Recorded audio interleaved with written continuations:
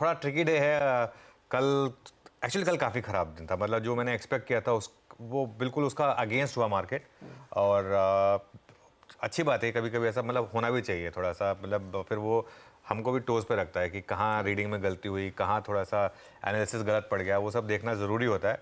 तो कल ऑब्वियसली थोड़ा सा मार्केट ने जिस तरीके से क्लोज दिया, और कल मैं दोपहर को 2:15 निकल गया था, तो उसके बाद मैं मार्केट देखा नहीं ज़्यादा क्योंकि मैं थोड़ा फैमिली के साथ था। लेकिन फिर बाद में मैंने क्लोज देखा तो क्लोज तो बहुत ही ख़राब हुआ था कल, जिस तरीके से क्लोज हुआ ये एक्सपेक्टेशन नहीं थी मेरी। खैर, लेकिन मार्केट में ये सब चलता रहता है।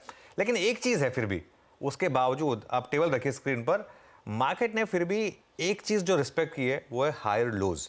आप पिछले 4 दिन का निफ्टी का लो देखिए, कल वैसे लगेगा आपको बहुत ख़राब दिन था, ठीक है, लेकिन 24 जनवरी को हमने सीरीज लो बनाया था 21,137।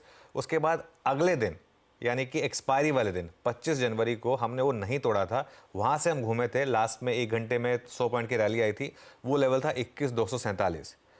उसके बाद जब हमने नई सीरीज की शुरुआत की, एक एक्सटेंडेड वीकेंड के बाद मंडे से हमने नई सीरीज की शुरुआत की, और मैं हमेशा बोलता हूँ सीरीज का हाई और सीरीज का लो बहुत क्रूशल होता है।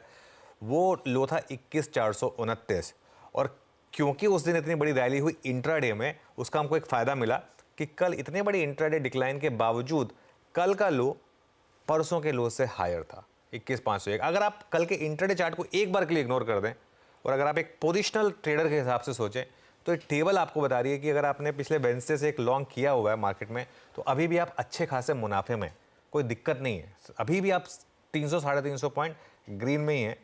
तो मेरा बेसिक प्रेमाइस क्या है, बेसिक व्यू क्या है आज का, जब हम सेटअप पर आएंगे अच्छे से डिटेल करेंगे। जब तक 21,429 स्क्रीन पर है तब तक आपको शॉर्ट नहीं करना है इस मार्केट में, तब तक स्ट्रैटेजी बाय ऑन डिप्स की रहने वाली है। अब ये हो सकता है कि थोड़ा सा मार्केट नर्वस रहे, थोड़ा सा मार्केट कॉशियस रहे, क्योंकि बजट आना है कल, और आज रात को फेड का फैसला आना है, तो कल सुबह पहले हम उस पर रिएक्ट करेंगे, फिर बजट पर रिएक्ट करेंगे। इसके लिए भले ही अपने आप को इंट्राडे रखें।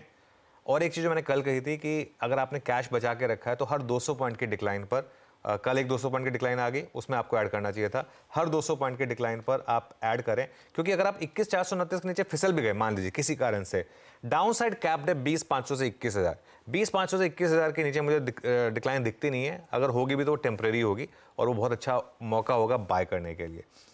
तो इसके लिए टेक्सचर अभी भी यही है कि आप अच्छी क्वालिटी के लार्ज कैप स्टॉक्स को हर डिक्लाइन में ऐड करें। मार्केट ये आपको एक मौका दे रहा है, और मेरे ख्याल से एक आखिरी मौका दे रहा है मार्केट शायद, क्योंकि एक बार बजट और ये सब निकल जाएगा ना, उसके बाद मार्केट जब वो वापस फैक्टर इन करने लगेगा जनरल इलेक्शन के आउटकम, उसके बाद शायद मार्केट आपको मौका दे नहीं, वो एकदम स्पीडिंग ट्रेन की तरह निकल जाएगा। तो इसके लिए ये जो कंसोलिडेशन हो रहा है, थोड़ा सा वायलेंट कंसोलिडेशन है, लेकिन ये मौका दे रहा है आपको एक पोजीशन बनाने के लिए। हाँ, इंटरेस्टिंग। तो वो हायर लोज बनाना मतलब ले दे के सीढ़ी में हम ऊपर ही चढ़ रहे हैं। हाँ, कितनी वॉलेटिलिटी आ रही, सीढ़ी ऊपर चढ़ रही है। अच्छी टेबल दिखा रही है वो, मतलब अगर आप देखेंगे तो, मतलब ये मैंने अपने मन से नहीं बोल रहा हूँ, ये निफ्टी के लेवल्स हैं exactly on a day by day basis, ऐसे लोज बनाए हैं हमने। ब्यूटीफुल। चलिए, अब ये अपफ्रंट कमेंट्री के बाद आएंगे डिटेलिंग में, अब बातचीत होगी। जो सेशन की अहमियत हाईलाइट करी गई थी, ऐसे में क्या अप्रोच होगा, किस तरह के संकेत है, और क्या क्या इंपॉर्टेंस है आज के सेशन की, सब पे बातचीत डिटेल में। लेकिन पहले आज